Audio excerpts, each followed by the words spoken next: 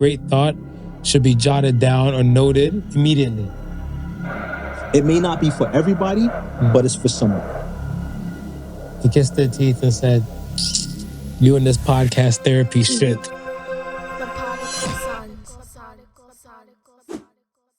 What's up, everybody? I'm Marvelous. And I'm not your average Joseph. And we are the Podical Sons. Hilariously inappropriate, intellectual beyond belief. Let's get it popping. Let's start the show. Like, comment, subscribe, all the above, all streaming platforms possible. Podical Sons podcast on the socials at Podical Sons, the Pod Sons. We are here.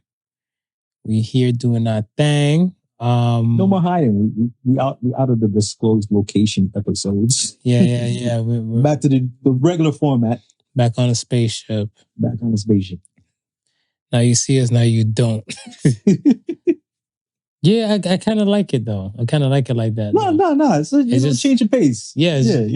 And we cooked off the couch. We cooked off the couch. On the couch. We cooked off the couch. The couch was amazing.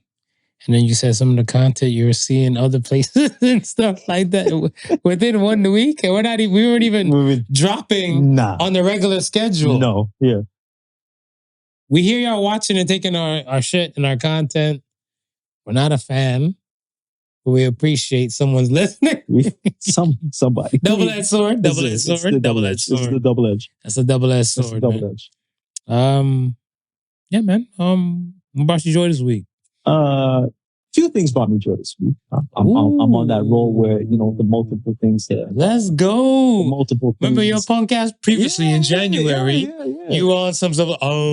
That's a good question. No, this is dope because it's helping me recognize more of things. The gratitude. Yes, definitely. Gratitude over attitude, man. Yeah.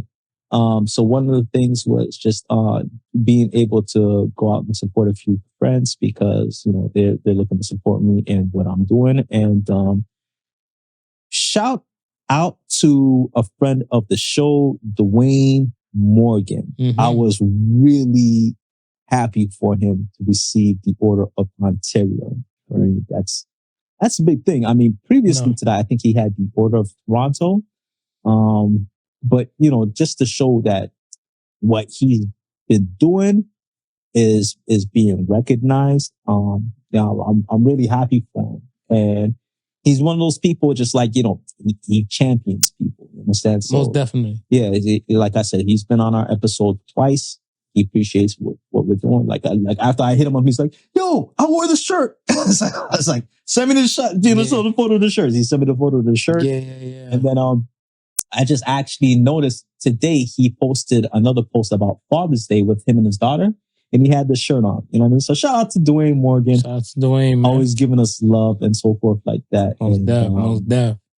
And then the other thing was that I ran into a few friends of mine that I haven't seen in a while.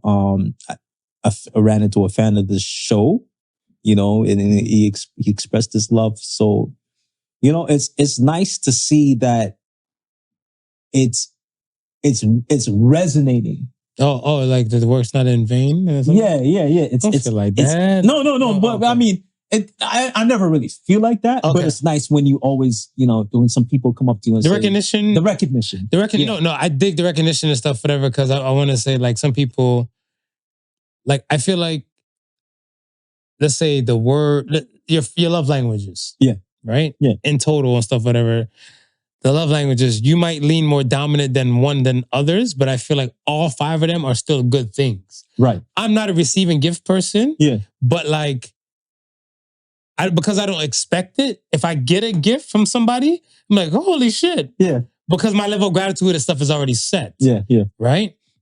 So I look at it stuff as where you don't really look for approval, and I'm not speaking for you. I don't want to do that. Looking for approval, you're just doing what you do because it's meaningful work and all the above, and you're doing and everything like that, and everything's reaping its benefits coming back to you. Yeah.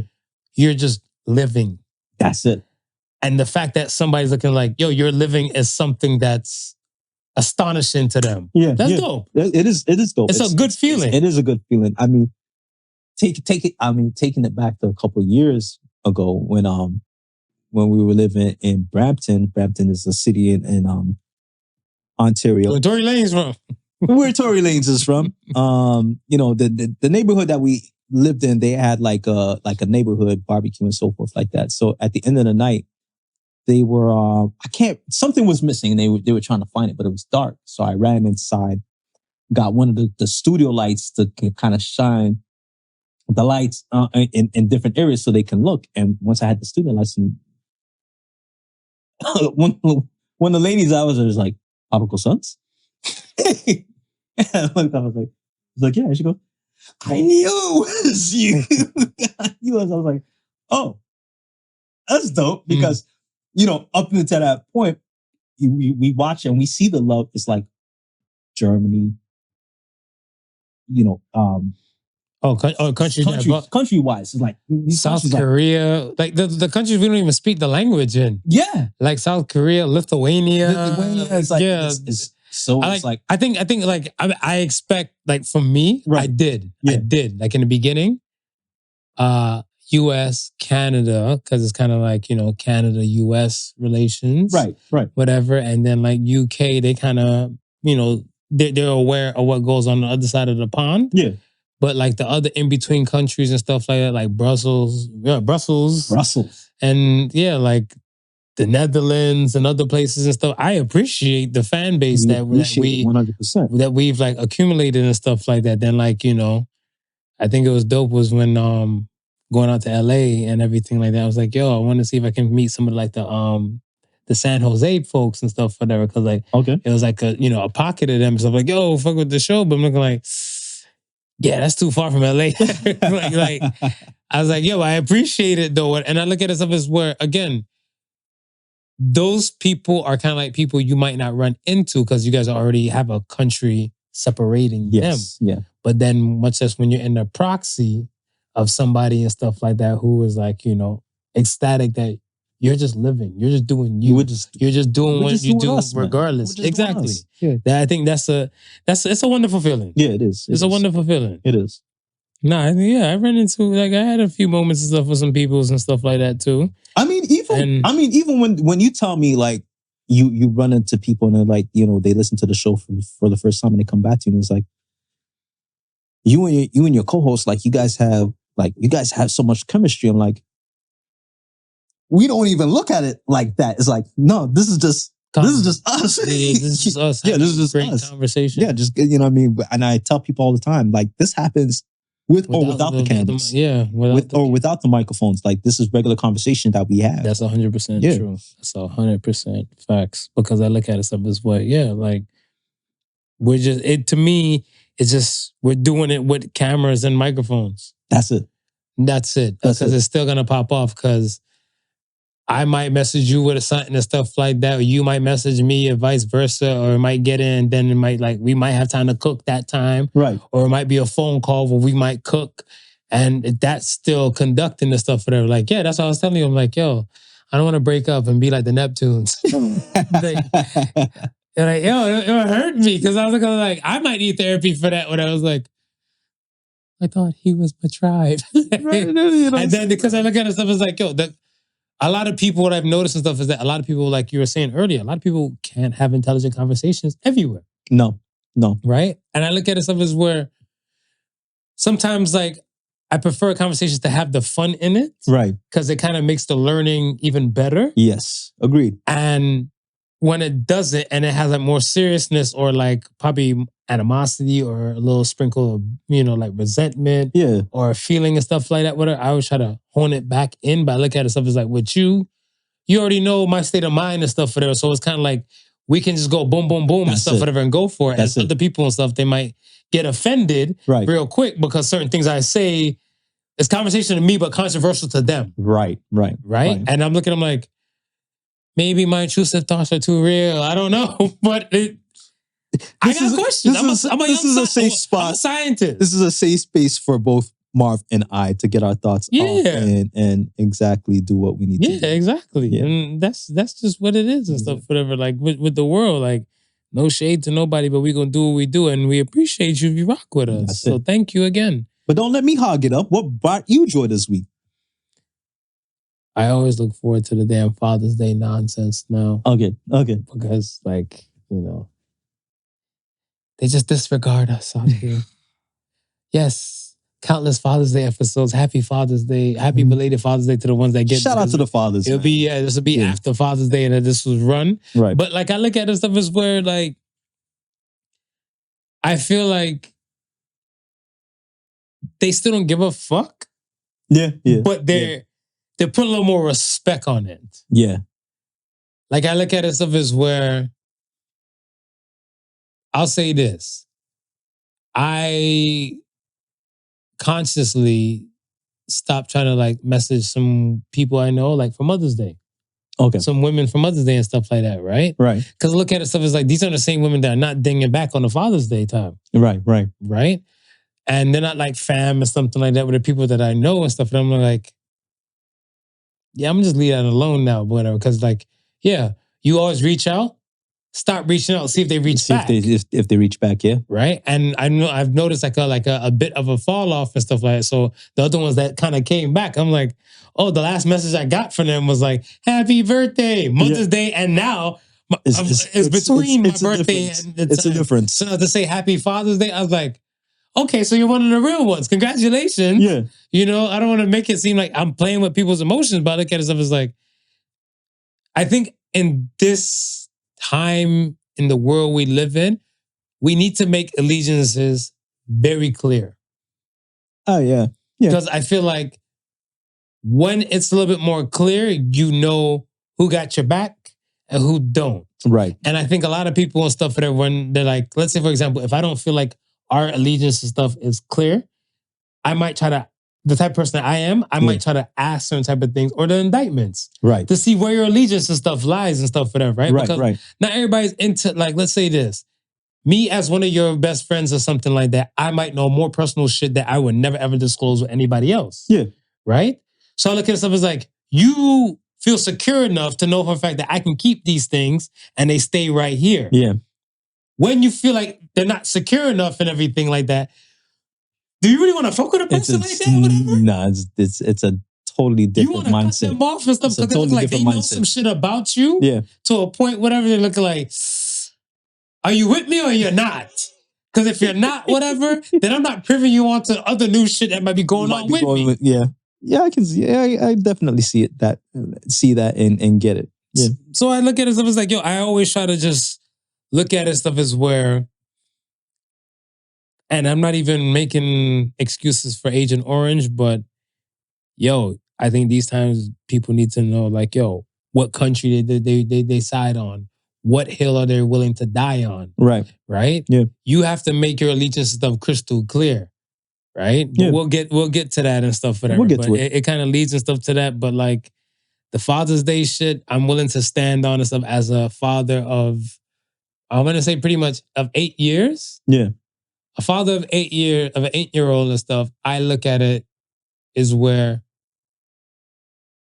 let's say this, and I can say this and stuff to other fathers and stuff out there.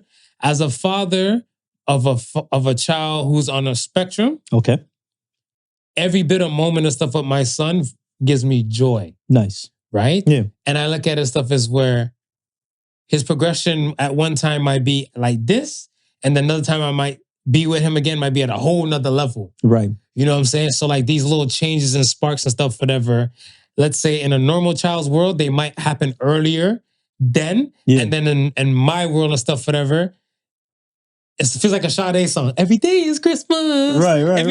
Yeah. It's like, what are you going to do next now, buddy? Yeah. You know what I'm saying? They're like, oh shit, you can do that? Oh shit, you can spell?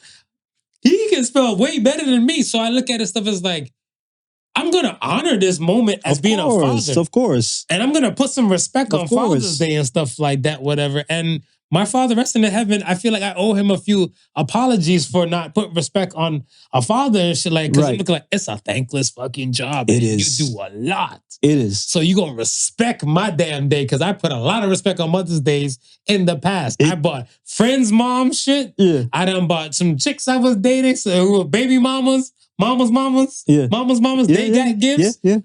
People who would even have kids, but they felt like a mom vibe to me. I was like, But in the reciprocal, I'm not getting. Put some respect on fathers out here, man. I mean, a lot of people say it's a thankless job. It's it's one of those things.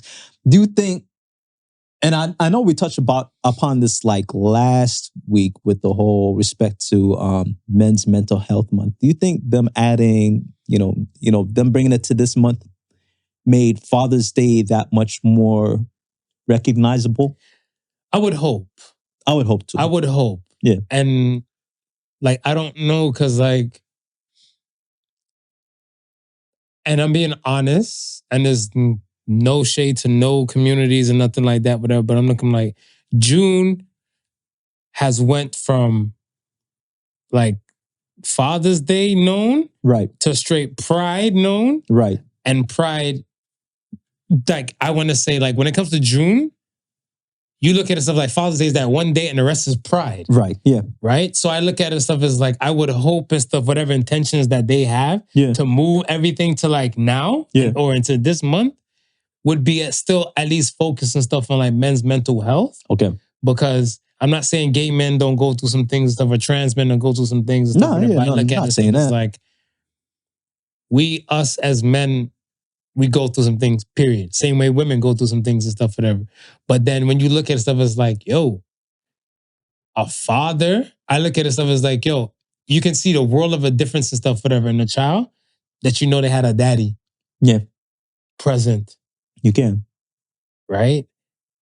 From like the ones that don't, whatever. And there's going to be some single moms and stuff that are like, no, they can't, or da. I'm like, okay, cool. Believe what you want to believe and stuff, whatever. There's the truth, and then there's your reality and stuff, whatever. But like, if we're going by the truth, be statistics and stuff like that, whatever speaking, it's a big variance. It's a big variance. Right? But we don't know. We just pod sons. We just pod sons, man. But yeah, the joy of Father's Day and put some respect on it and stuff came around and everything like that. You know, the punk ass school artwork and stuff is still gonna be the talk of the town and all that. Whatever. I dig it when I see it and stuff like that, whatever. But then the asshole that I am and stuff, whatever, because I look at it stuff like, you don't know me. My favorite meal ain't no French fries, sucker. That's your favorite. That's your shit. I was like fuck ass kids, whatever. Then they're like, oh, you can't talk bad about your kid. One day he's gonna be an adult. From 0 to 17, he's a kid. Yeah. From 18 to like God calls him at like maybe like 80 or something, he's an adult. I'm prepping that fucker and stuff, whatever. Because I looked at stuff, I'm like, yo, this is not sufficient enough to throw on a refrigerator, my guy. You come to you at 18, listen, I have a list of things that I need to talk to you about. Don't indictment. Some of your artwork was subpar. Right. Yeah. It could have been better. Not everything is warranted to go in the fridge. I don't even look at this don't even look like me in this photo right here that you drew. Oh my gosh. I saw me in a blue suit. I was like, when the hell have I wore full blue to you? Am I a Smurf? I was like, they're like, oh, you can't do that. He's just a little kid. Yeah. And besides, he's on the spectrum. I'm like, he's mine. He's yours. He's yours. I have a lot of pop shit about my kid. You aren't. Yeah. Yeah. But I mean, I tell you, it's funny because, they get to a certain age and they feel like they're coming into their own and, they may want to knock heads with you and you feel like there's no sort of understanding of what's going on. But then a day like Father's Day comes around and then you get the messages like, even though we knock heads, I really appreciate you, what you've done for me, and and it kind of puts it all in perspective that okay, you kind of understand it, you kind of get it, and you're saying to yourself, you're acknowledging it. Mm-hmm. I think even though we don't do it for the acknowledgement, we do it because we're fathers, right? We don't do it for the acknowledgement, but just to when it comes, we'll take it. You know what I mean? And we're happy that it comes. And this is what I was saying with the love language thing and stuff, whatever, right? Because I look at it stuff as we'll say, I don't know the father, or let's say the particular father and stuff. Say his love language might be receiving gifts. Right. Today is your friggin' day. Yeah.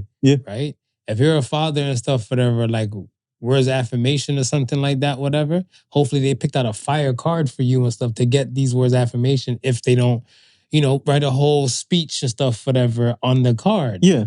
Right? Again, if it's like yo, I can't do too much, but I just want to sit next to you and take some TV time and kind of do some shit on your schedule and stuff like that. Yeah. That quality time, that shit might speak some bounds. Of course. That's what I'm saying. I look at it stuff as like, today's a day where I feel like a good portion of men, like fathers, that hopefully their people understand their language and kind of tap into like their love languages, whatever it may be. Yeah. Right? Because I'm pretty sure if like, I don't know, if like, you know, a father owned a Harley Davidson and shit like that, and he's like, yeah, I just want to go riding with the boys and then kind of come back. And then the son or the daughter's like, I was wondering maybe I can ride with you today or some shit like that, whatever. Yeah. Then that might just make his damn day. They didn't give him a gift. Right. They gave him quality time. Yeah. And you know what I'm saying? And then like he'll be like, yo, my kid today, whatever, right? Yeah. And I look at it, so I was like, yeah, these little things and stuff, whatever, they go a long way, because I realize and stuff that for men, we've kind of been, I'm going to say, on a stipend of love or a stipend of appreciation. Yeah. Because if you give a man too much, it's going to elate him too much, right?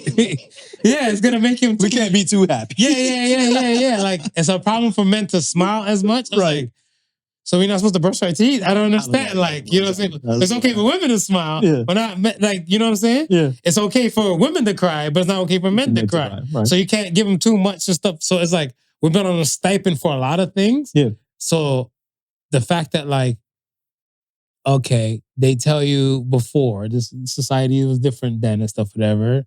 Matriarch, patriarch, I can't remember which one, but it's kind of like the pinnacle of stuff after husband is father. Yeah. First comes love, then comes marriage, then comes baby in a baby carriage. Right. So you went from husband to now father, and they appreciate what the hell you do. Yeah. Compared to like, you're a father and they don't really give a fuck about you. They just know for a fact, like, my dad leaves out the door, comes back home, and he brings in grumpy face. Yeah. And he sits down and eats dinner and stuff like that, whatever. Like, you know what time daddy left the house? He left when I was sleeping. That means it's way before your punk ass. And when he come home, after we're already home from school. Yeah. Put some respect on Father's Day. You gotta put some respect on it, man. And again, you know, big shout out to all the fathers who do it for not for the acknowledgement. We do it because we're fathers. Yeah. You know what I mean? And shout out to that. No, I don't got anything to say about the deadbeat, because I can't even understand that concept of a deadbeat dad. So I'm not even gonna even speak towards y'all. Just for the fathers who are putting in work and being real fathers. Yeah, I'm not gonna shout out to you. Let's not give them no energy, because I look at it stuff as where, as an active father, it takes a lot. And it's not you thinking of self. No. You're thinking of this other being. Yeah. That one day might politely tell you like, all right, I got to live my own life and stuff like that. And you're looking like, but I help you be great. Yeah. And now you want to push me to the side and stuff like that, whatever. Right? And I remember my mom said it to me one day, whatever. And I was like, am I like that? And then I started looking at like some old Mother's Day cards. And I looked at it, so I was like, yeah, like, you know, I was a pain in the ass and stuff like that too. But like, I was trying to find a way to let them, like, you know, at least speak into her love language without even knowing about the concept of love languages at that time. Right. Just to tap in and stuff for her. Because like, being a parent, it really is a thankless job, mother or father. Because like, these people just depend on you. Like, mommy, I have a project due tomorrow. You tell me this now. You tell me this now. The mom's like, you know? Listen, man, I think when it first hit me when I first left home, because I'd be at home with my parents, and because of their work schedule, because of my work schedule, there might be times where we just fleetingly pass each other, right? And not have time to sit down and have a solid conversation and so forth like that. So when I finally moved out, I was like, I'm still on my day-to-day grind. I'm still trying to do me. I'm still trying to make me, right? And it took my father to pull me up and like, yo, you can't come by, come visit. You can't call. You can't this. You can't that. And I'm like, yeah, no. Like,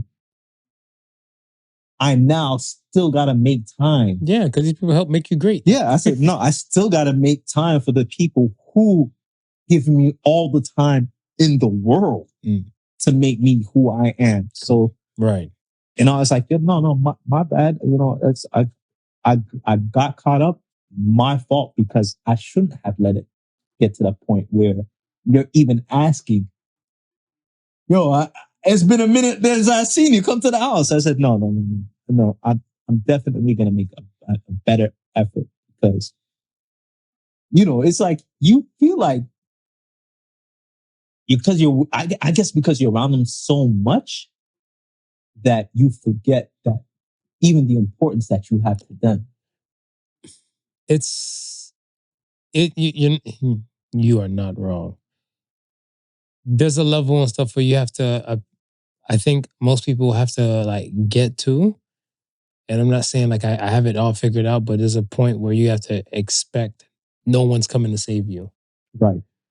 You have to put that in your head first. Maybe that's coming from like a survivalist kind of state of mind, like, or mindset that like people might look at me and stuff and say it. Yeah. But then when you have that, like no one's coming to save you, when you do have people coming to save you, you appreciate this shit because it's kind of like, yo, I was told no one was coming to save me. Yeah.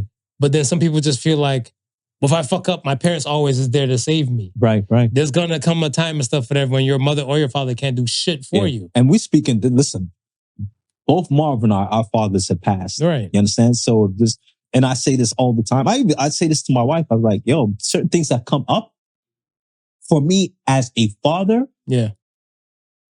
I wish I could go to my father and say,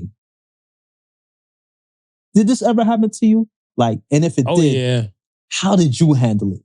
You know what I mean? Well, I think a lot of times like that. The knowledge where you're at now and stuff. Where I'm at now. Thing, but then it's kind of like, they're looking at you like, remember, I want to say a good portion of parents, stuff, and not all, but there's a good portion of parents that might have 20 years on their children. Right. Right?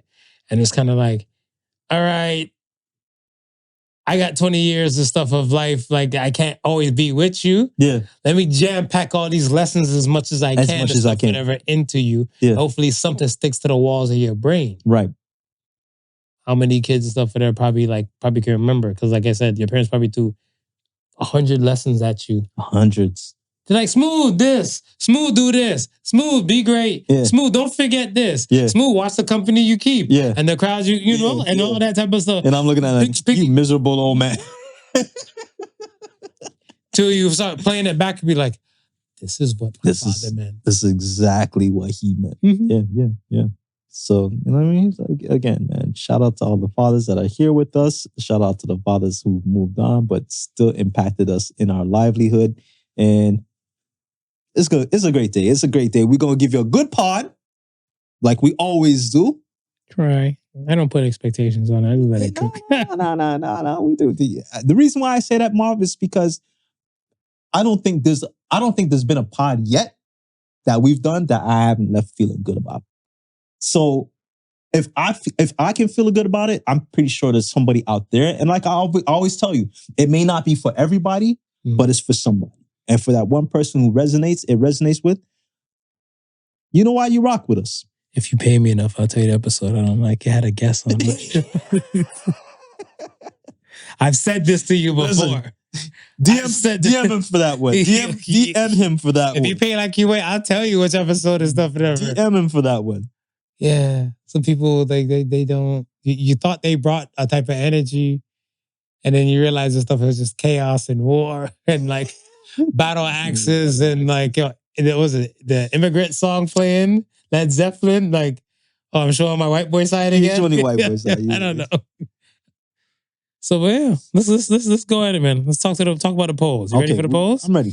First poll of the week says, does time heal all wounds? And 71% said no. Talk about it. How do you feel about that? I think it does. Okay. I think it does. But I think it only does for the people who are looking for the healing. I think a lot of people are looking for healing, though. I'm going to play devil's advocate. I feel like a lot of people, okay, let's say a lot of people say looking for the healing, but they're not willing. Okay, a lot of people say they're looking for the healing. But they don't want to put in the work. Right. And I think that's what it is. I think, where I agree with you and stuff. That's why I'm like, time does heal all wounds and stuff, but I think a lot of people are not willing to put in the work. A woman I know saw the poll, right? And she called me personally. Okay. So she called me personally and stuff, whatever. She's like, I don't like that question. And then she started telling me like, I like when you guys post men versus women questions and stuff, whatever, and all this type of stuff, whatever, right? But she called me personally and she said that like with this one, no, and then she goes into her life story, whatever. I'm not gonna tell you the woman, but she's been sexually assaulted at a young age, right, by a man. Okay, right, a grown man and stuff at the time, and she looks at it and stuff where she's 50 plus, and she hasn't healed from that. Right. So I said to her and stuff, I'm like, have you gone to speak to somebody like therapy wise or something like that, or a therapist or, and everything? She's like, what's the point? So I said, that's a no.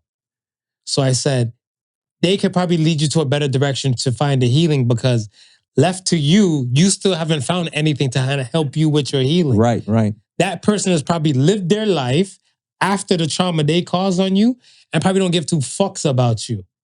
You are still left with this hurt and this trauma moment that happened in your world. Yep. You have to find a way to free yourself from this. Yep. Other than that, this is going to be that ball and chain on your ankle. 100%. She kissed her teeth and said, you and this podcast therapy shit. So I said, okay, this is where Marv shuts the fuck up now. But I mean, I got a similar call, sometime this week in regards to almost a similar situation. And as this person was talking, I'm saying to myself, this is what happened. We're now, 5-6 years removed from this event. Okay. And I'm saying to myself, and instantly you came into my head. Me? Yeah.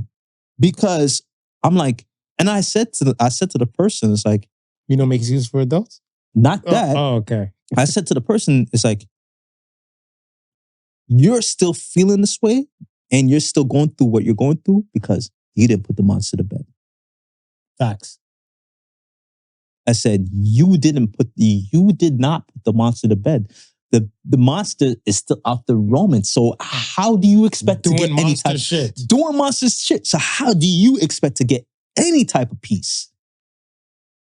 You have to put this shit to bed. That got nothing to do with the monster. Nothing to do with the monster. The monster's living his life because you're not putting them to bed. Facts, because they're able to roam free. Yeah. And as I said, like some things and stuff, like some people are too free with their bullshit. Too free with their bullshit. Right? Because a lot of people and stuff just sees like the wrong. What is it? An injustice against one is a justice against many. Yeah. Right? And I look at it stuff as where you've witnessed the monster in action.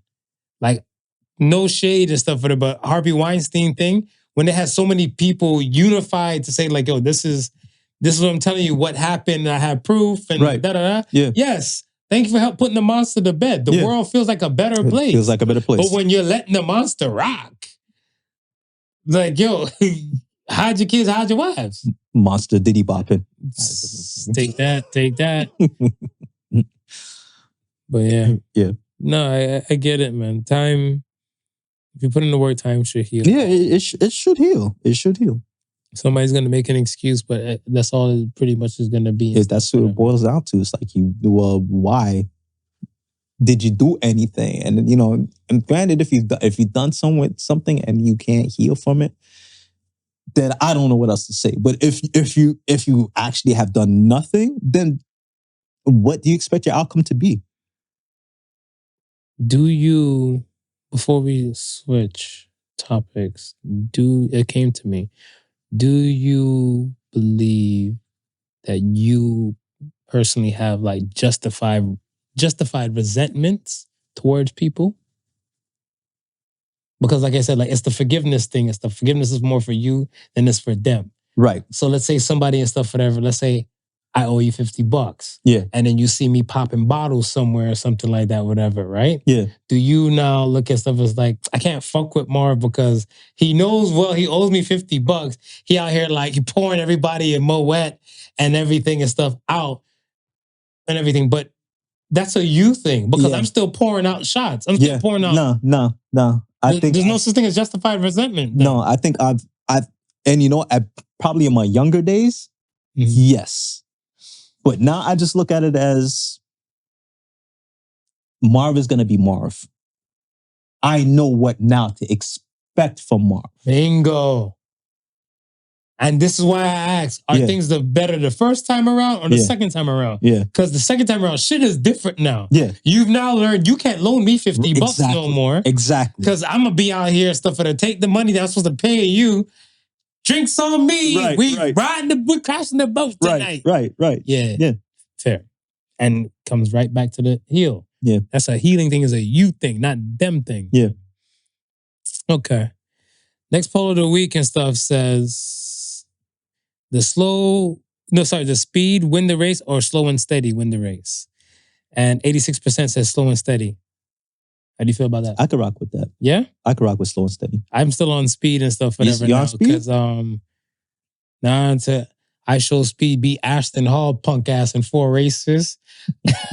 But I think it's more of a situation where it brings back to again, the bridge situation and stuff in Pennsylvania. Yeah. When the bridge collapsed and stuff, whatever. It wasn't a slow and steady mark. Like a lot of people have traffic issues because they take slow and steady time with doing construction. Right. That was speed Yeah. and efficiency. And like we were talking about with the whole Doge thing and stuff, whatever, the government efficiency and stuff, whatever, I think that if a lot of things were more efficient, it would be more speed than it would be anything else. But I think a lot of things aren't efficient, so they're just thinking and stuff, whatever, like, you know what? Eventually it's going to come. Yeah. I think for me, and this is actually an example that I've lived out in the last month or so. On the speed side or on the slow and steady? On the speed side. Oh, okay. On the speed side. And it's just basically like, you know, I've been doing a lot of things like so rapidly at work because I feel like it, you know, I need to get it done and out of the way so I'm not bogged down the next day. But what's been happening is that I've been moving so quickly that I've been allowing errors to enter. So it's speed, but not efficiency. Right. That allowing it to enter, and then it's been biting me in the ass because now I got to go back and correct those errors. Right. Whereas I notice if I allow myself to take my time, and it's funny because both you and my wife has been preaching like, yo, don't do more than you can do. Yeah. Right? It's like you got to operate within your pace. And I was like, okay, you know what? I could give a fuck about all y'all. I'm not moving faster than I should move. And this is where I feel like time management means everything. Everything. Yeah. Between the speed and the slow and steady and stuff, whatever, right? Right. If you utilize your time management properly, speed works for you. If you utilize your time management properly, slow and steady works for you. Yes. Because you would know slow and steady and stuff, whatever. We're only gonna go at this race at like a mildly cruise pace until we're getting closer to like deadline. Yeah. And once you get closer to deadline now, the Jets, you have more tenacity, more energy to turn on to get set tasks done.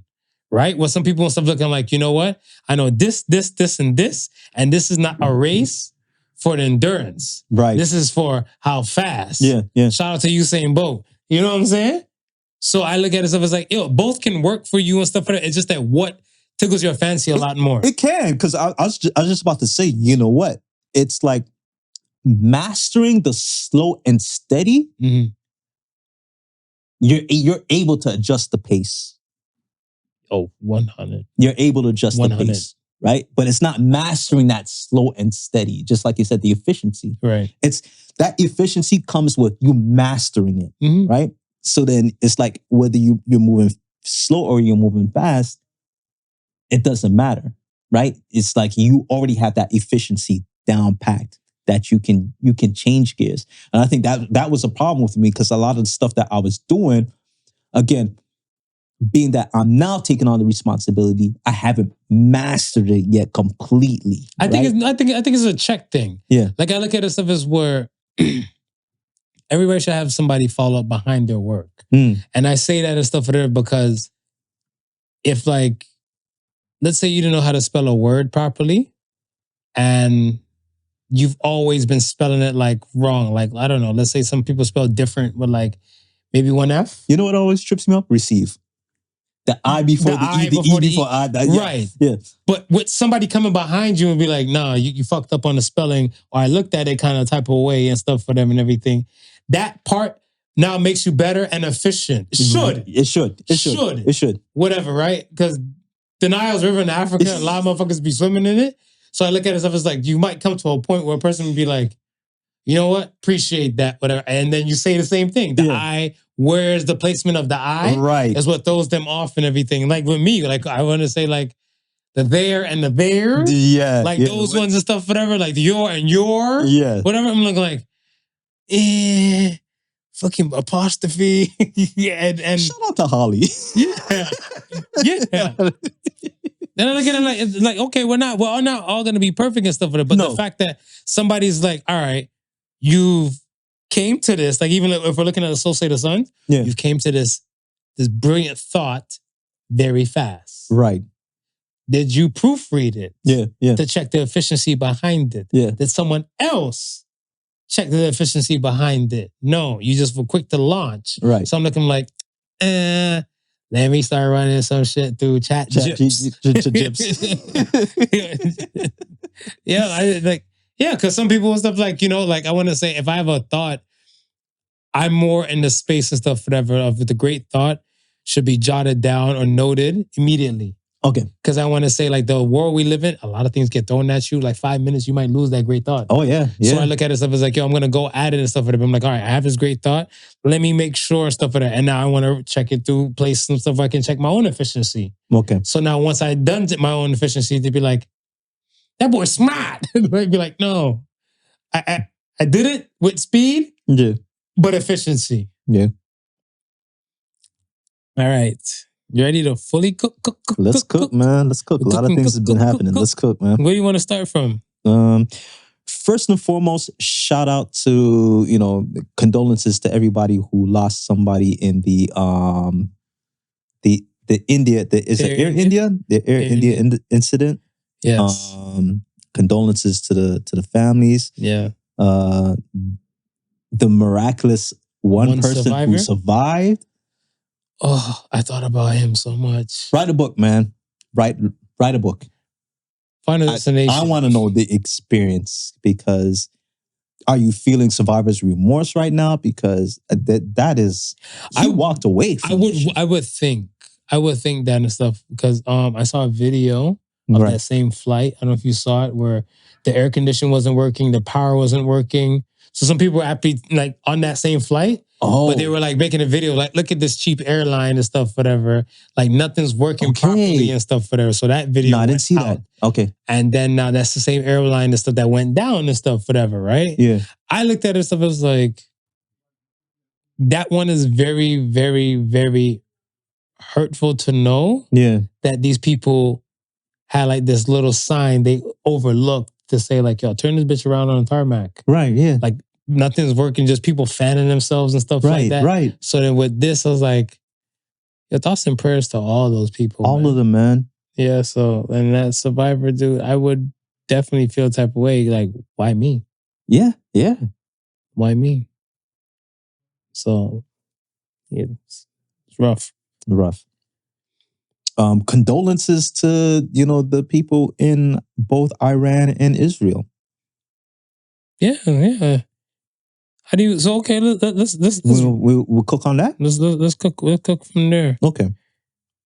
Israel and Iran versus Iran. Who you got? I'm gonna say Israel. I'm gonna say Israel. Okay. I feel like, and I'm saying Israel not because I favor them. I'm saying Israel because of their military might and for the people who are backing them. So I used to think they had might. Yeah. Because like, let's say for example and stuff, whatever, with Hamas, Yeah. it wasn't no finesse to it. No. There's no finesse to our airstrike. No. Like there's a level of precision and stuff, whatever, looking at stuff like, yo, we send a SWAT team in this bitch and they go in there and get who the fuck we gotta get and stuff out of these trenches and stuff like that, whatever, right? Right. And if you feel like they're not safe enough and stuff, they might not be the best person and stuff for the job. I haven't heard or seen more of those missions go down since the October situation took place and stuff, whatever, right? And it's wrong on that side from Hamas as well, from that moment. Yeah. But I look at it stuff as like, Israel don't have efficiency and stuff, whatever, to me. And I look at it stuff as when it comes to like Iran and like the Mossad and everything, I feel like, yo, the US, from even with the Syria situation, the US trained those ISIS soldiers that were in Syria. Right. And US has been in their places and stuff like Iran. Yeah. And they have hands and stuff in Iran. Yeah. So I look at it stuff as like, I feel like Iran is easier to control than Israel for the US. For the US. Okay. So I feel like I want to throw some money on Iran, and much less everybody's in an anti-Israel kind of campaign and stuff. Whatever. That's what's happening right now. Because like how like the world and stuff is. So that's what I'm like, who you got with this? Because it's kind of like it was a thing where it was Israel versus Hamas. Right. Now it became Israel versus Hezbollah. Right. And then now it's like they're like, no, you know when you win too much, people hate you. Yeah. Yeah. So that's why I felt like and stuff. I'm like, I'm not saying they should take a L and stuff, whatever, but I look at it as where you got to see what works for you. The less lives, less money wasted. I think those are the power moves that a leader should look at for running a country. Yeah. Right? Because I look at it stuff as like, there's going to be some sacrifices. For sure. Right? Is it better to sacrifice your people or your soldiers? So I look at it stuff as like your soldiers are willing to fight for you. I was about to say they're willing to die for the country. But then your people are supposed to have your back.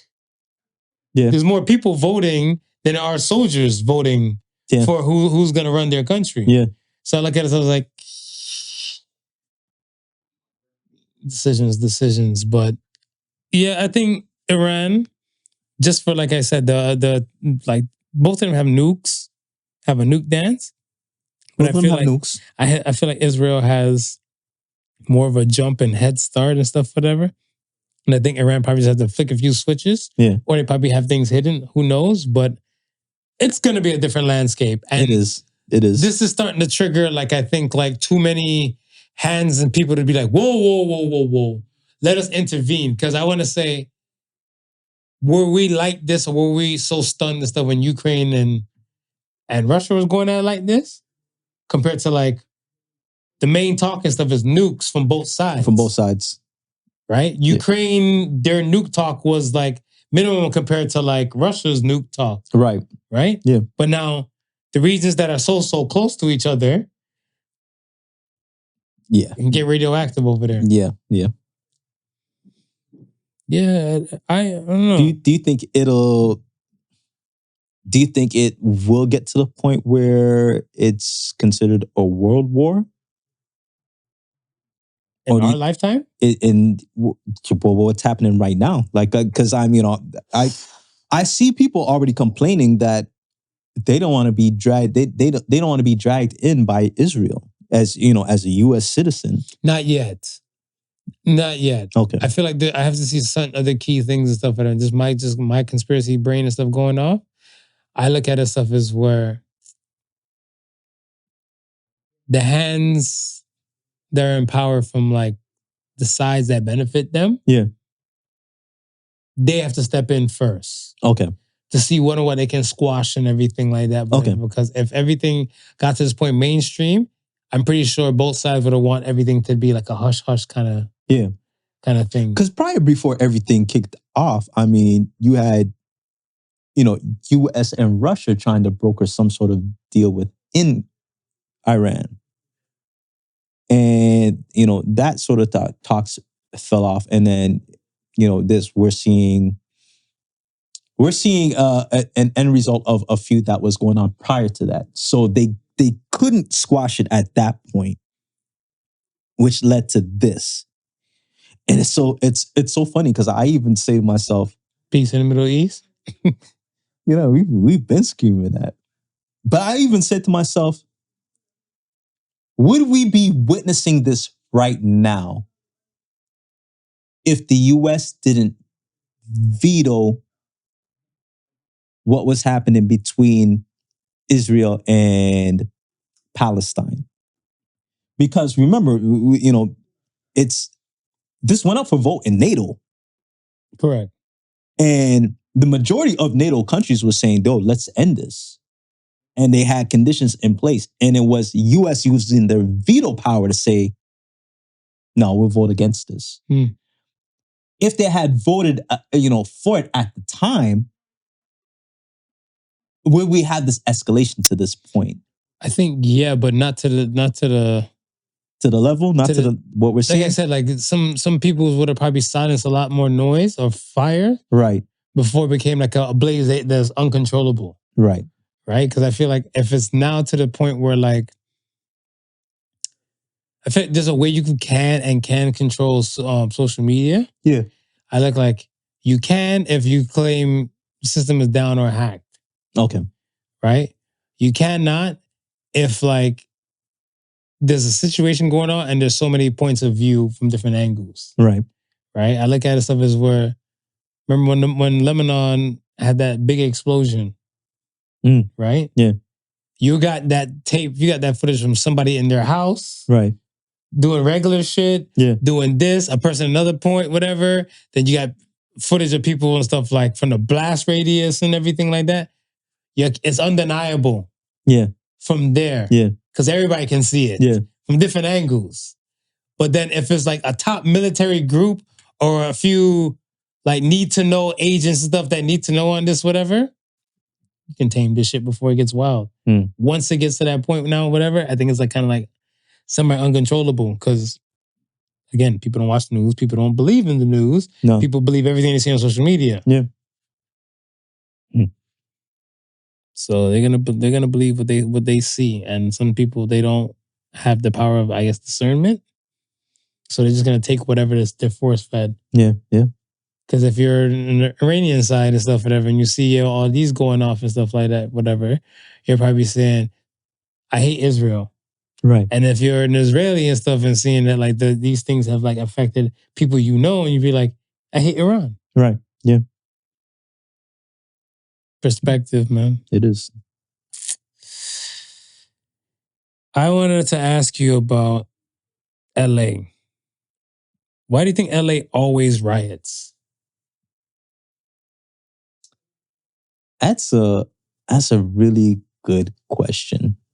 And I can tell you, man, is it that much polarization between what we would call an immigrant culture, that being,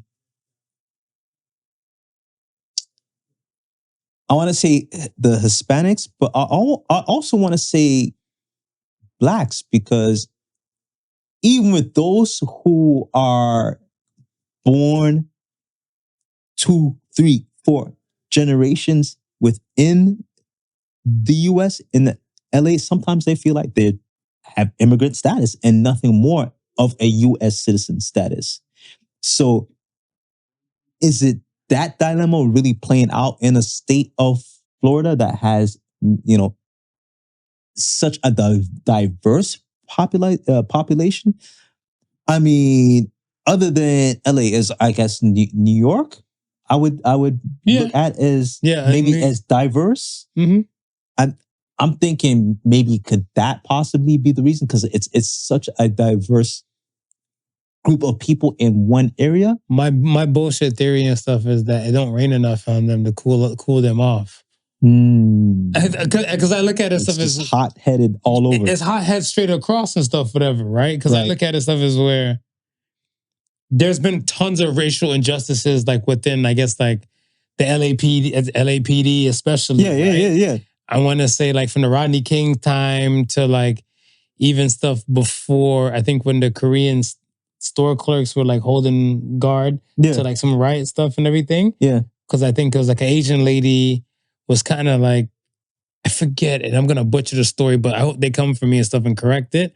But it's like a young woman was kind of like looked at from a store clerk, whatever, more like on like a hurry up and buy type of thing. Right. And like trying to say that the black woman stole something. Right. And then it was a racial injustice and everything. And I'm like, but there's tons of communities that live in other parts of the world where like they may not coexist together. Yeah. Like they live, but they found a way to kind of coexist. Right.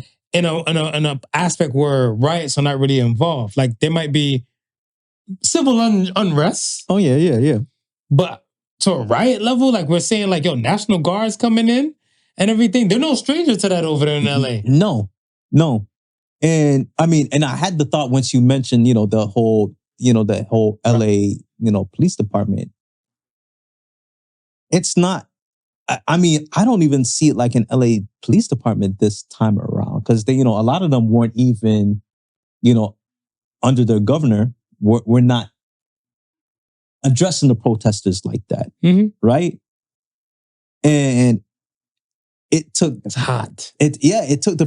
It took some rain to cool them off. It took the protesters to get to a fever pitch where Trump said, "Okay, if you're not doing anything local, then we're going to send in these state troopers. We're going to send in these guards and send in the guards."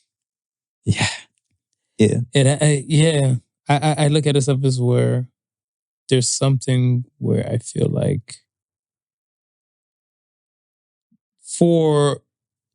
ICE got out of hand. Yeah. And the people have all right to feel the way they feel. Yeah. But I look at it stuff as where it's so weird where, and this is where I guess they might come from me because I realize and stuff these points that I make, but they're just questions I really want answers to. There's people walking around in those riot moments with a Mexican flag. If you're that proud, why are you waving a Mexican flag? Right. Why not wave an American flag and say like you belong? Right. But you're waving a Mexican flag, so then they want to send you where you have pride for. Yeah. Then you're going to say no. So I'm confused why we're doing this, but I get it, whatever. Like, to a regard and stuff like, yes, ICE has kind of gone out of control with some of the things and stuff whatever. But again, somebody giving them that power. And before that person had that power, you had to vote for somebody. There was tons of Latino folk saying Latinos are for Trump. Yes. But then we remember at a time, President Trump called Latinos rapists and drug dealers. Yes. So now when he's saying he's deporting rapists and drug dealers, how are you shocked? How are you shocked? And the flip side, you know what the funny thing is? Because the flip side to this is that a lot of people, non-Hispanics, non-blacks, would say what it is, Caucasians, who were now saying, hey, you're right, let's deport some of these people. Are now looking at Trump and saying, shit, you're deporting our workers. I need you to pull back a little bit because dial it back. These people are the backbone of the economy. Yeah.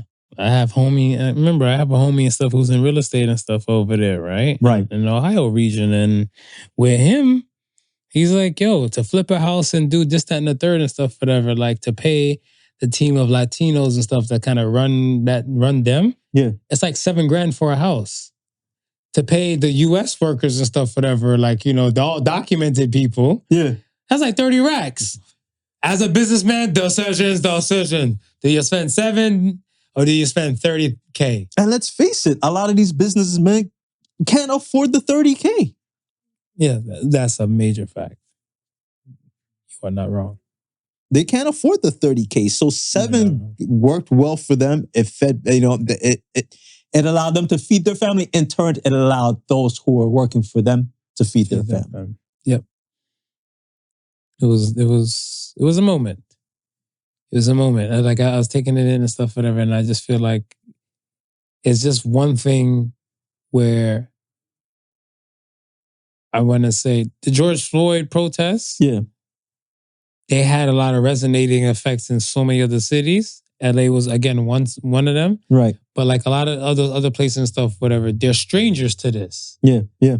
I feel like there's somebody in LA and stuff, whatever, like the grandma on the porch, like, oh, this was like this in this time, or in the Watts riots, or in this riot and stuff like that, whatever, right? So they have like a cheat code and a guidebook to kind of just go by. They've been through it. I think there's just to me, what I see, and I don't know. I want to say I've been to LA and I visited, but like there's moments and stuff where I look at it stuff is where a lot of people realize and stuff when Black people had the civil rights movement going on. Yeah. This, like, if you weren't Black, you were what did they use the word? BIPOC? BIPOC. If you were a person of color and everything like that, whatever, you didn't help support that shit when it was building to even NAACP level. Right. Right? A lot of that, you just like, that's them and that's the white people and the Black people going at it, whatever, right? Yeah. All right, cool. I don't hear too much Latino folk going at it with like the Caucasians or something like that along these lines. Y'all gonna need some Black allies. Now when we look now, whatever, there's some that get past the bylines and stuff, whatever, of like, the interracial love. Yeah. Is it welcome across the board? Some of them are not. I heard George Lopez crack the joke one time, the old George Lopez stand up, and he's like, if us Mexican folks need to outrun, some of these border patrol people, we need to start having babies with Black people. Right. They're the track stars. But then I see no lies. On the other side of stuff, they're looking at stuff like, negro. Some will say no, and some are from other Latin countries and stuff. Like I want to say, like Colombia has a good diverse piece of Black people. Right. So I look at stuff as like, for some Colombian folk, it might not be not a problem. Right. For some Mexican people that might not believe in the Taino line, it might be a problem for them. Yeah. Because I think most of the Taino people that are descents that I've known of, they're more of the Moreno, like a darker tint. Right. Right? So I look at this stuff as like, okay, let us come together. Maybe we might help you. But you guys sat back when a lot of our shit was going on. And now you guys looking like, if you don't stand up to them, eventually gonna come for the Black people. Well, the Black people are willing to wait. And I'm glad that it was said on a podcast of a Latino descent before we brought it up, because, it was maybe a day or so that I seen a clip on internet. It was two Latino women. Okay. And they were basically saying, listen, if we're going to need allies and we're going to need help from the Black people, the Black diaspora to get over this. And she was saying, you know what? Kudos for the Black people who are not out here protesting. She said that out of her own mouth. She said, and I'm saying this because where were we? Where were we when they were going through? We didn't come to their aid. George Floyd happened before Stop Asian Hate popped off. Right. It was rare you saw like Asian demographics out there in the line. You saw a good portion of Black people doing the looting and stuff like that, whatever, so to speak. Yeah. And you see some Caucasians and stuff doing it and stuff like that, whatever, right? I didn't see too much of the Latino folk, but then again, I don't know what really makes a full Latino and stuff for that. And I would love for people to educate me and stuff on it, whatever. Yeah. And I look at it stuff as where the Pacific Asians, they weren't present. No. Stop Asian Hate came up, and then it's like, well, yeah, you're going through some things with this George Floyd thing. They're just knocking out random elderly Asian folk and stuff. I'm like, I hear you, but we got our own shit to work out over here. Right. Before we come help you solve your shit. Right. Yeah, but there's still people too. But then, okay, let's look at the history and go back and do a history check. Yeah. Some of your peoples run convenience stores that look at my peoples and say, hurry up and buy, or we might be stealing. Now you want our help? Yeah. If we set up shop, if the Black folks set up shop in an Asian predominantly area, they're going to get ran out of town. They won't get supported. Instantly. So, and not to take shots at them, but I'm looking like some of the Latino focused stuff, whatever, they might not put like negro as one. Right. They might just look at the stuff as like, you're a darkie. Yes, we speak the same language, but you're a darkie. Look at Argentina. Argentina basically kind of like in their history kind of wiped the black people out of their history. Right. Whatever, right? Right. But if they were part of the people's getting scooped up in some of these raids, they'd be like, yeah, but my cousin was a black person in Argentina. That's great. But let's look at the history of some shit. History. Yeah. That's what I'm saying. Like, even speaking like history and stuff like that, whatever, too. Like, I am in no position to speak about LA's history. Right. But I'm just speaking about what I'm seeing. Yeah. Yeah. Like, Rodney King riot started on my birthday, April 29th, 1992. Mm. So I'm looking at stuff like, as a child, I'm looking at stuff as like, yo, LA is burning on the news. A lot of shit's not, these things are common over there. That's why I'm just speaking about the commonality. Somebody LA might be like, man, fuck that guy. But I'm like, so explain why your city's like this. Yeah. Yeah. That. I got questions. Did you think it was going to spread so quickly out of LA? It had to. Okay. With the world we live in now, same thing with the George Floyd stuff, whatever, right? Yeah. That was a situation for like the Minneapolis neck of the woods. Right. And it went everywhere. Right. Even to the UK. To the UK, yeah. Right? It's a big protest. Like, I look at it, so we're living in that time and stuff, whatever, where the internet keeps us together. Especially like social media. Yeah. Those things keep us together and stuff like that, right? And it's just kind of like now, the worlds are intersecting and stuff, whatever. We're kind of like now trying to draw, new people are trying to draw guidelines. Right. Like, I seen black people go at it and stuff about like, I think they were saying like, the UK folks are saying, black people in UK cook better than American black people. I don't know if you saw that. I didn't see and then like they were saying like, yo, why would I marry somebody from the UK when they're gonna eat like things that call bangers and mash? Whatever. They're like, your foods don't even sound attractive. And then the people look like, oh, we're more of this, the same. And I'm looking like, it's the black people going at each other. Yeah. Right? And I'm looking like, I thought the internet's supposed to bring us together, not separate the fuck out of us. Yeah. But the ones that do come together, they're gonna be like, yo, the civil unjust here. We have similar shit here. Right. It's gonna go. Yeah. Even in Cleveland and stuff this weekend and stuff, this past weekend, the ICE protests were going on there. Yeah. Yeah. In the city of downtown Cleveland. Yeah. It's just gonna float eventually to like major places and stuff like that. And it's a shot heard around the world, but it's up to your leader. Your leader is putting himself in a position where he has a lot of power. Yeah. Yeah. So, I don't know. I touched on this before, and this is more pertaining to the BET Awards. Shout out to BET Awards, and shout out to Doechii for saying her piece and stuff on the BET Awards. Oh, I missed it. What did she say? If you like, can recap it. To sum it up and stuff, whatever. She was just saying like, because BET Awards were held in LA, right? And like, yo, we're all like in here, kind of glitz and glamoury and everything, but there's real shit going on. Yeah, because they were saying this just happened like maybe blocks down. Right. It was happening. Yeah, like, and the real shit's kind of going like just around the corner and stuff like that. Us as artists or entertainers choose platforms like these to speak about those type of things and stuff, whatever. Continue on that thought, because I want to touch on a piece that is different from what we're talking about now, but they mentioned that. So continue, and then yeah. So she, like, to sum it up and stuff, she was basically saying that. Yeah, and she gave homage. She paid homage to the other female artists because she won best female hip hop artist. Okay. So she's just kind of paying homage to that, and I think it was, she spoke about the Latino community coming together, the Black community, and the trans community. Right. All in that one swoop. So boom, floor is yours. When you fire away. How familiar are you with this whole Timberland and this AI label that he's trying to start? No, I'm not.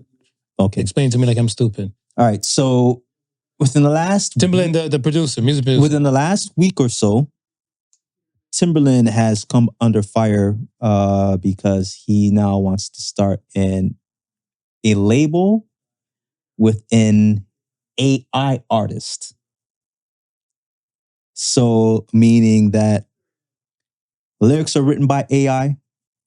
The music with, of course, his input is created by AI, and the character itself is an AI character. Okay. Right? So now he's come under fire because they're saying, well, what's wrong with real people?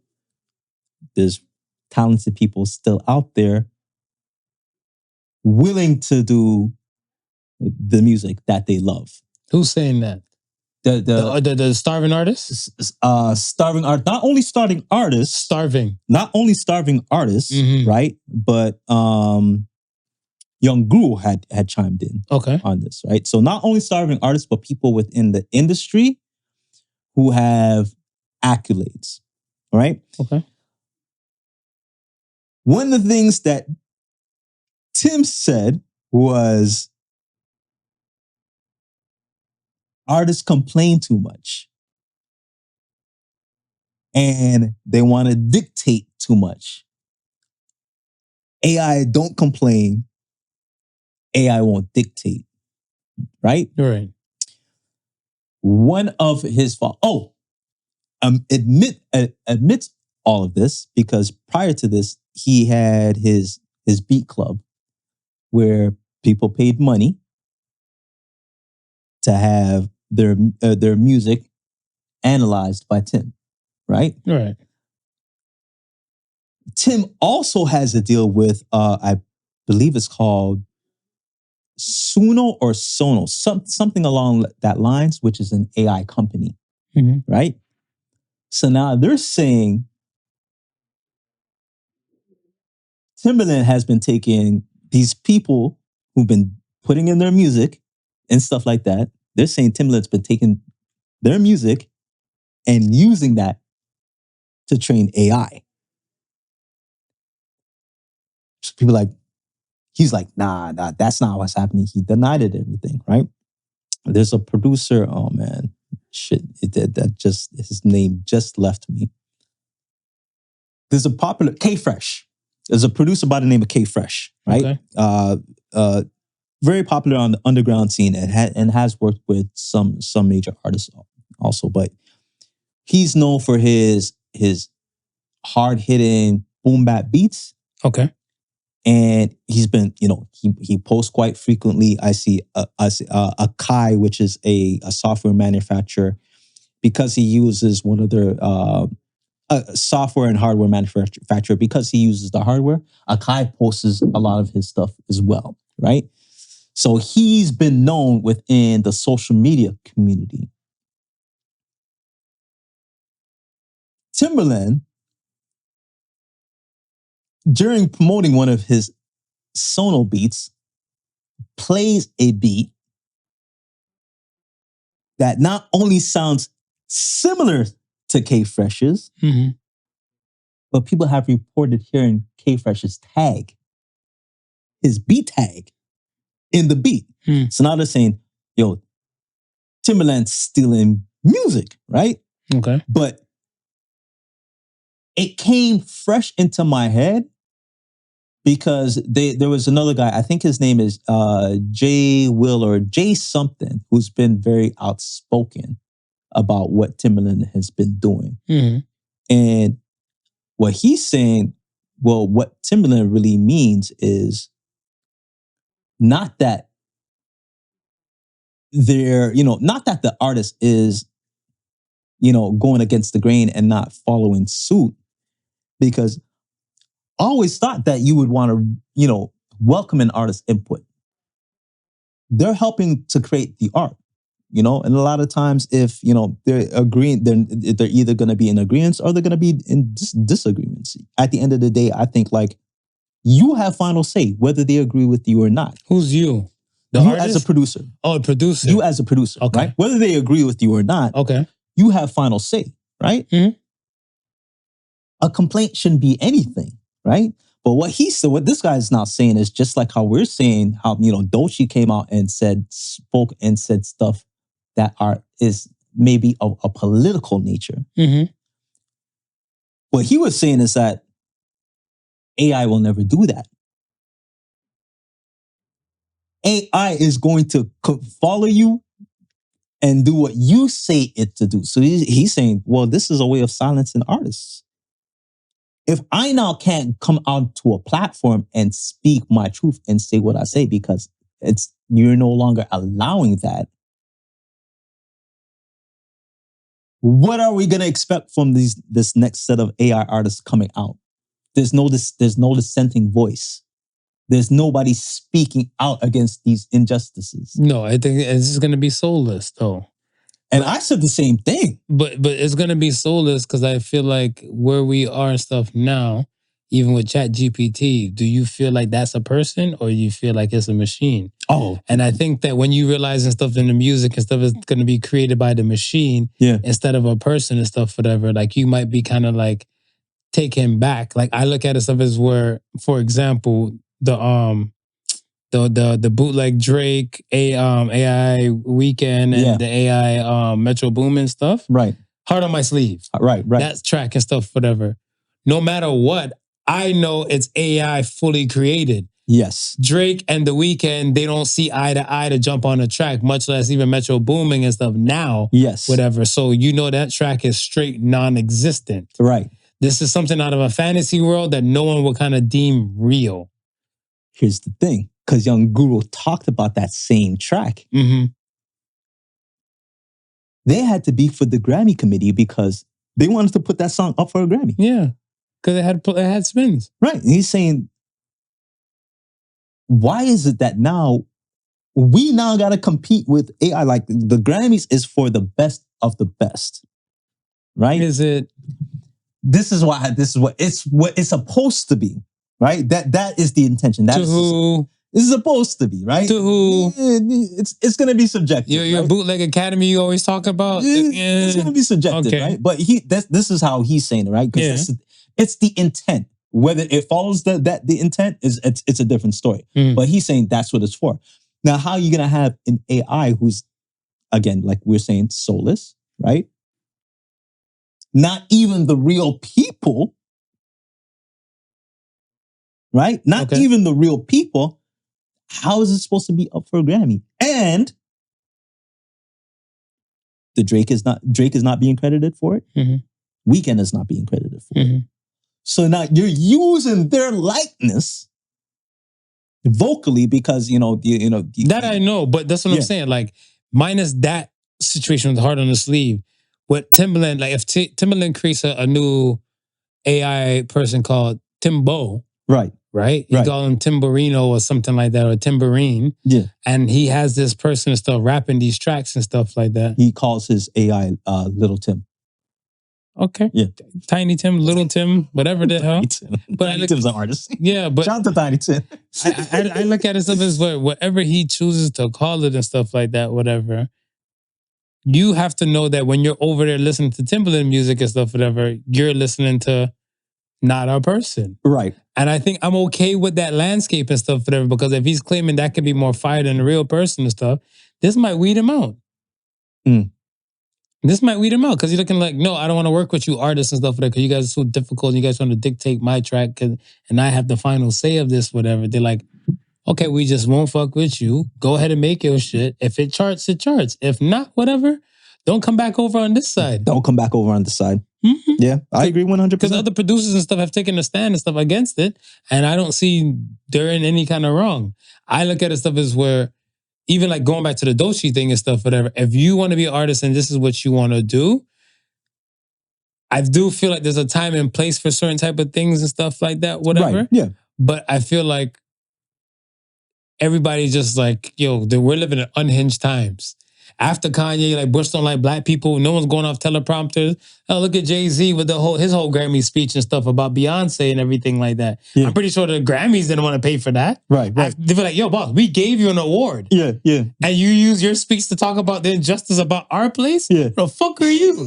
So I look at this stuff as like, yeah, it's gonna be like, these people are gonna be like, going against the grain or like, going opposite way of the wave. But you have to understand this stuff, whatever. And I think this is an everybody thing. I'm doing my Donald Trump hands. I don't know why. But I feel like everybody has choices. Everybody has choices. So if I want the labels to be there. Yeah. Like I like how like Canada tells you like, yo, cigarettes, you can buy them. We won't let you know how toxic these bitches is. Right. Yes. Timbaland has an AI group.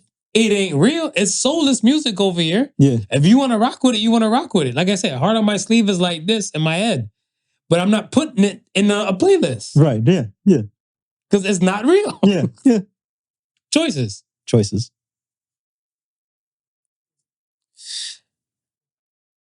The last thing and stuff I did want to talk about and stuff, whatever is Toronto and the no loyalty selves about the Kendrick Lamar concerts and everything and stuff that took place here. Yeah. Do the people of Toronto have loyalty? A very select few.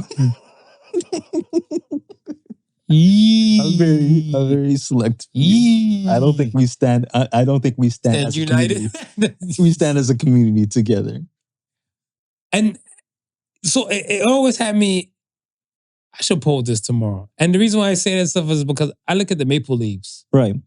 The Maple Leafs haven't won since like what, the 60s? Since the 60s. And Maple Leaf seats are constantly sold out. Constantly. There's loyalty somewhere there. Mm-hmm. 100%. There's brand loyalty. There's some kind of loyalty and stuff, whatever, to that, right? Sometimes when I watch certain basketball games, like I seen like a Pacers fan talking reckless when New York Knicks and them were going at it, whatever. And the Pacers fan got mollywopped and stuff in New York. I like that loyalty. Yeah.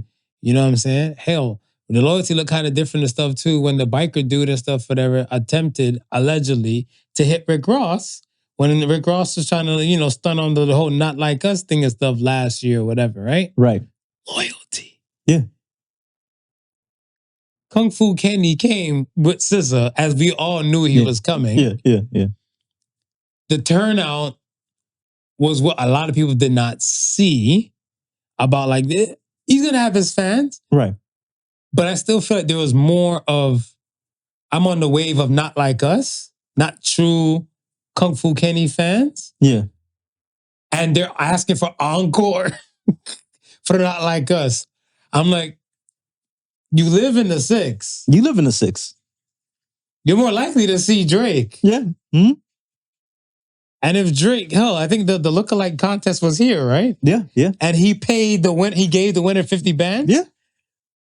Why would you think Drake would God's plan your punk ass after you went to a show after you asked for all of this shit? After you done all of that. And the funny thing is, it's like, and I say this, with the Not Like Us track, the they is very ambiguous.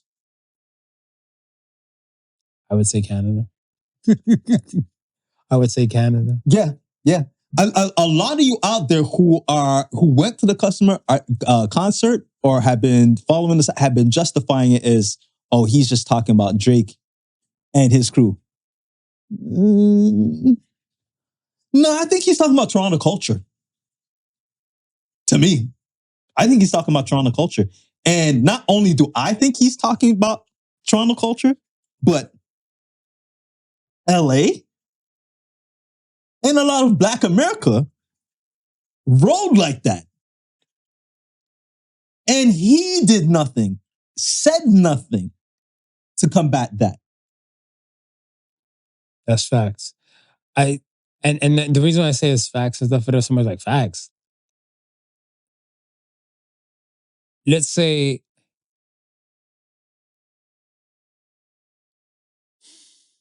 the bar work of,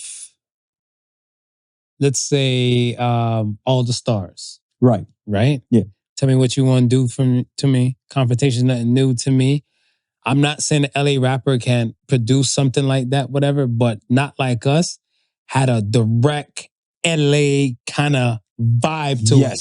All the Stars had I feel like a symphony score that it took a particular lyricist to bring out from the not only SZA's piece and stuff for it, but like from the beats and to the vibe and to the verbiage and the wordplay and stuff, whatever.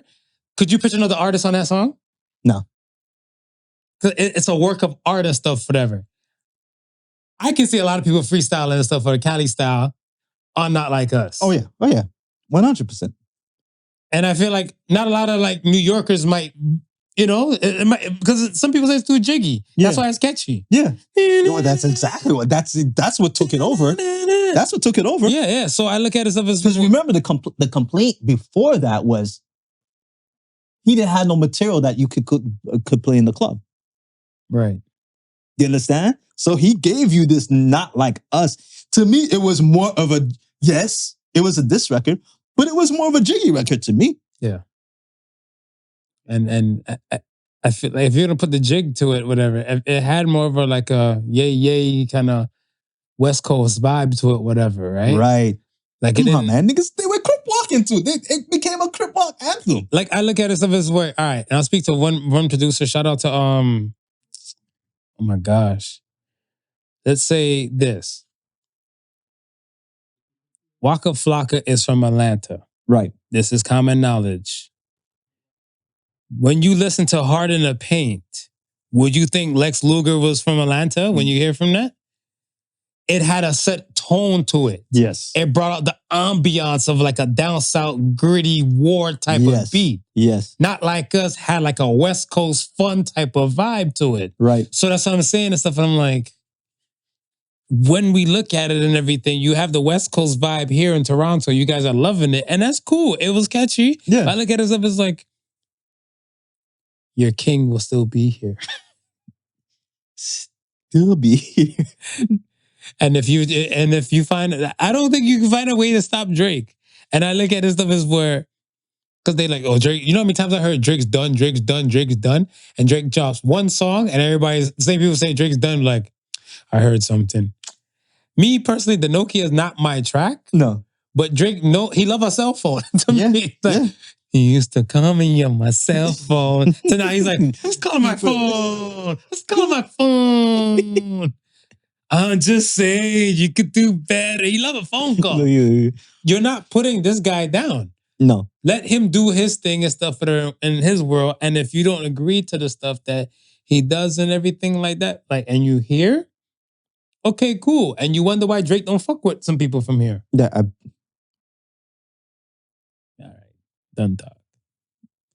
This ain't loyal.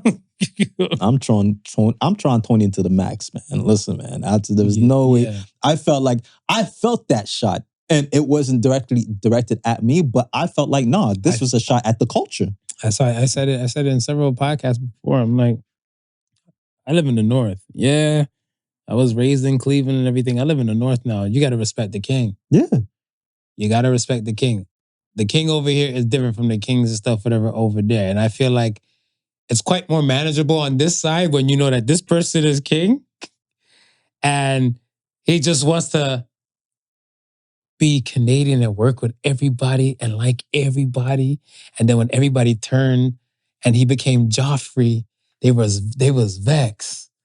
And I was like, but Drake will go to like a LeBron championship, pulls up and everything like that. Then LeBron's going to the concert. Not like us. You from Ohio. And your wife had to stop you from running up on the stage. I don't know. But yeah, that part. Let's get to a question of the week, man. I'm ready. Question of the week. If you can change one thing about me, what would that be? About you? Yeah. I don't think there's anything I honestly, there's not a thing that I've... Give me a trait then. A trait? A trait that you would change about me. I know you said I was menacing and stuff like that. I could be menacing and stuff like that, whatever. Yeah. You know, I'm trying I think that would probably be it. Just be... Maybe smile more. You got nice teeth. You got lab coat white teeth. The real ones, if you know, you know. If you know, you know. If you know, you know. He's like, I've got white tea. What is he talking about? The hell?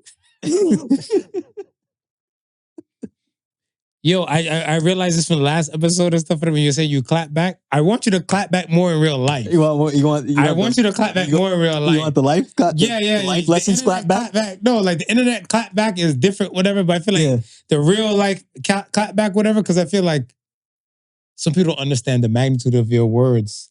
I hear it. I'm used to it. Yeah. And everything like that, whatever. I'm looking like, I didn't say that. Steve did that. But they're like, no. You cause all types of trouble. So you said it. I was like, yeah. But he claps back. Like, I don't have time for it. I have regular world to live. Yeah. And even when I clap back, it's credited to ChatGPT. Even, can you believe that shit? You came with your own words and people want to say like, oh, you ran this through ChatGPT? Well done. See? They don't. You're right. That. You're right. You're right. I got to put the face to the clap back. Thank you. Yeah. Okay. Let's get to the Ask the Sons. First Ask the Sons comes from Mongoose92. You can only describe your sex life with a brand slogan. What is it? Keeps a licking and keeps on ticking. What company is that? Is it Timex? Takes a licking and keeps on ticking. Okay. You're in good hands, Allstate. Okay. I got you. Mewtwo. Are you an organ donor? And then why or why not? No. I'm not. Why not? I'm not. Why not? I don't feel like I want anybody to desecrate my body. Really? When it passes, yeah. I'm a man of science. I'm okay with it, but what turned me off and stuff is I had a homie, I rest his father's soul. His father passed in his sleep. Okay. Right? And because he's on the organ donor list, they needed to harvest up everything as soon as possible, right? And stuff for that, right? To see what organs are good or what. How fast do they have to do it when you're on the list? Is it something? Do they have a time frame? Because I'm assuming that you want to get the organs while they're still fresh and as possible. Yeah. Okay. Right. So I look at it as like if now in that case and stuff, and hopefully I'm not violating, but it's basically the call was made, right?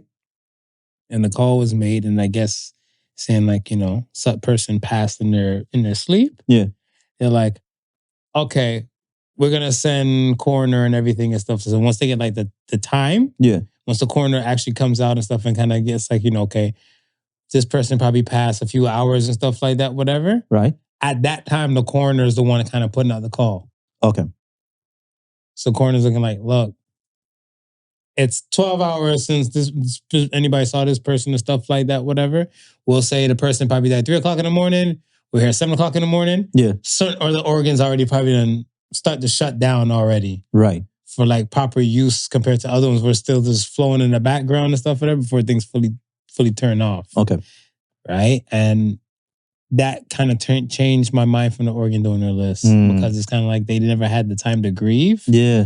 And like just being present at that time and stuff, whatever. And like the phone just ringing and it's kind of like somebody just picking up the house phone and just saying like, yo, like, we know he's on the organ donor list, but fuck, we just lost him. Yeah. Yeah. So I was like, I don't want that list no more. I'm like, yeah, use my body as a cadaver. No. If you want. If you want. But the organs and stuff, whatever, screw you guys. The last question comes from Sweet P XO. What's a sign you aren't attractive? When kids say your forehead big, when kids say your teeth too big. When kids comment in general. When kids ask, how come you're so short? I had a kid say to me one time, whatever. I was dating a chick who had a daughter. Yeah. Wow, your forehead is shiny. And then I was sitting on the couch and she's just like, bam! She's just like, rub my forehead. She's like, your mommy didn't put Vaseline on your head? I was like, hey man, don't tell your kid to touch my face with them dirty ass hands. Like, I'm going to say when you post thinking that this is your best and you don't get the compliments that you feel like you should get compliments. I wouldn't put that on there though. You wouldn't put that on there? I get where you're coming from because a lot of people, they live for that. Yeah, right? Yeah. And they're looking like, oh shit, it's not getting attraction. Like you heard that selfie song. Like, wait, this post only has like 24 likes. Should I take it down and repost another one? Yeah. And I'm looking like, The night's not over, fucker. Give it 24 hours. It's not, but I think that's the measuring stick that people are now going by. Got it. Say less. I understand now. Yes. We are here. We're here, man. You know what I mean? So we giving you the comfy couch vibes without the comfy couch. Yes. So say the Suns this week. Are you ready? I'm ready. Keep it simple, keep it sweet, keep it funky. Don't stop digging until you strike gold. So say the Suns. I think a lot of people and stuff, again, dreams get killed so often, so many times, and just because things don't go your way and everything. I look at it stuff, if you honestly gave something 5 solid chances to do like the review, to look into, the research, not a haphazard type of attempt to dig into something and stuff, whatever, to like get the satisfaction you're looking for. You've given it 5 full chances. Fuck it. It's not for you. Right. Leave it alone. Leave it alone. And that's to everything. If you look at it stuff like, oh, you're trying to fix your car and stuff, whatever, by yourself, you watch like so many YouTube videos, you think you got it. You did it, you fucked up, you did it, you fucked up, and you still haven't got right, whatever, it ain't for you. It's not for you. No, not everybody's going to suck at boxing. You're going to suck in the beginning. Yeah. But if you look at stuff as like, if you're still the same way after like 5 fights, it's not for you. So see the sun. Don't stop digging until you strike gold, man. Yeah, that. All right. Appreciate you. Appreciate you. Like again, to the fathers, if you're listening, like, comment, and subscribe. I'm not going to hit you with that, but y'all be great out there. Keep your minds up. Keep your mind sharp and keep your head up. Walk proud. All of that. All the above, and we appreciate you guys from rocking with us. Like, comment, subscribe, all the above, all streaming platforms, Podical Sons podcast. And once again, thank you for listening to the Podical Sons. Remember, the difference between genius and stupidity is that genius has its limits. Peace and love, y'all. Peace and love. The Podical Sons with Not Your Average Joseph and Sofa King Marvelous.